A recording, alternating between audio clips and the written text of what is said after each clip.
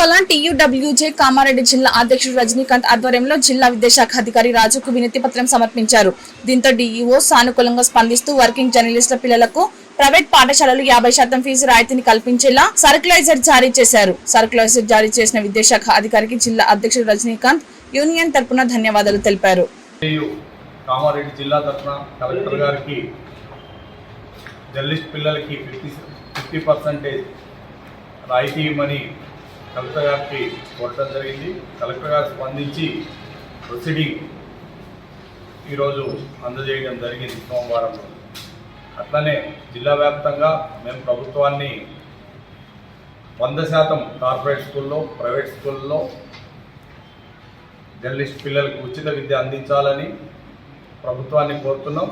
ఆ రకంగా రాష్ట్ర వ్యాప్తంగా కూడా సీఎం దృష్టికి తీసుకెళ్ళి సమాచార శాఖ మంత్రి దృష్టికి తీసుకుపోయి ఈ సాధించుకుంటాం.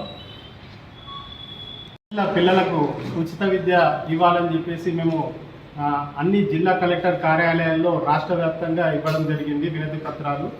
అయితే ఈ కామారెడ్డి జిల్లా కలెక్టర్ కార్యాలయంలో కలెక్టర్ గారికి మేము వినతి పత్రం ఇచ్చాము. టీయూడబ్ల్యూజే ఐజేయు యూనియన్ తరఫున మేము వినతి పత్రం ఇవ్వడం జరిగింది. అక్కడ కలెక్టర్ గారు మాకు ఆయన అనుకూలంగా స్పందిస్తూ జర్నలిస్టు పిల్లలకు 50% ఉచితంగా విద్య అందించాలని చెప్పేసి ఒక కాపీ ఇవ్వడం జరిగింది.